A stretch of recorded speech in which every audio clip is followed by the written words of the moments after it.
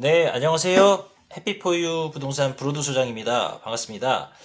네, 이번 코너는 내 집 마련 갈아타기 비법. 자, 요거 5분만 좀 열심히 경청해 주시면 평생에 몇 번 없는 내 집 마련 갈아타기 절대 실패를 안 하실 겁니다. 자, 간단하게 쓰면은 딱 네 가지입니다. 나를 알고 남을 알자. 그리고 갭 타이밍을 잘 잡자. 그리고 욕심은 적당히 부리자. 그리고 팔고 사자. 사고 팔고 말고 팔고 사자. 요 네 가지인데요. 간단하게 말씀드리면 우선 첫 번째, 나를 알고 남을 알자는 내 집을 정확히 지금 잘 스타디해서 공부를 하고 또 목표 그 단지를 뭐 두 개든 세 개든 꼭 정해놓고 분석을 하고 준비를 하고 있어야 됩니다. 뭐 그렇다고 부동산이란 게 뭐 1년 24시간 내내 공부를 할 필요는 없지만 목표를 잡아놓고 내가 언젠가 그 집과의 간격이 내가 목표로 한 금액 이내로 들어올 땐 나는 그 집을 매수할 거야 라고 이제 방향을 잡으셔야 되고, 욕심 절대 너무 많이 내시면 안 됩니다. 특히나 이제 첫 집을 파시려는 분들이 제일 많이 실패하시는 게, 내 집을 조금이라도 막 좀 더 받으려고 하다가 결국은 더 좋은 그 매수 기회를 놓치세요. 그래갖고 전체적으로 보면 마음을 먹으셔도 거의 한 7, 80%는 실패하세요. 거의 1, 20%가 이제 성공하시는데, 음식도 먹어본 사람이 잘 먹는다고 그래도 갈아타기를 좀 몇 번 해보신 분들은 얼추 이게 이제 손절매를 하고 또 오히려 또 더 급매를 잡으시는 분들이 많이 있으세요. 그래서 이 부분 절대 중요하니까 이제 강조드리고, 아까 말씀드린 팔고 사자, 사고 파는 게 아니고 팔고 사자가 굉장히 중요합니다. 전체적으로 가장 중요한 건 같은 날 팔고 같은 날 사는 게 제일 좋습니다. 가장 추천드리는데 현실적으로 좀 많이 어려운 부분이 있어요. 그리고 이제 상당수 대부분 분들은 그래도 어쨌든 팔고 그 다음에 먼저 돌아다니고 이제 내 집을 사시는 분들이 가장 일반적입니다. 비중으로 보면 이게 제일 많은데, 간혹 가다가 알아봤던 지역에서 급매가 나왔다 그래갖고 우선 내 집도 안 팔린 상태에서 덜썩 하시는 분들이 계세요.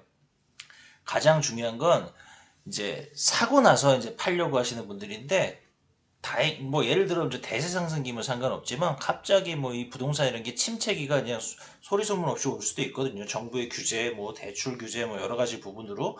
근데 이제 잔금은 자꾸 다가오는데, 이게 예를 들어서 내 집이 지금 안 팔리면 이제 이때부터는 이제 멘붕이 오면서 결국 멘탈이 흔들리면서 내 집을 던지게 됩니다.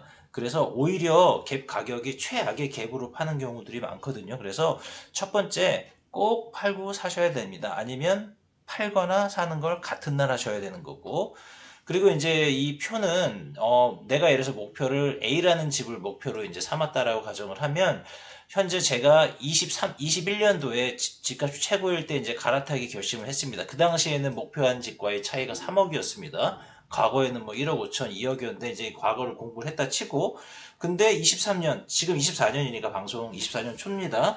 뭐 예를 들어서 작년 초에 갭이 2억으로 떨어졌다. 근데 그때 목표를 안 잡았어요. 난 2억으로 들어오면 살 거야. 그런 목표를 안 잡다 보니까 이때 이제 놓쳤습니다. 기회를 놓쳐버리고 현재 시점에서 이제 갈아타려고 딱 보니까 내 목표한 집과의 차이가 2억이 아니고 이제 4억으로 벌어졌습니다. 내 집은 지금 최고가 대비 회복률이 82%인데 목표로 한 집은 90%입니다. 자, 이때는 갈아타야 될까요? 말아야 될까요? 절대 저는 말립니다.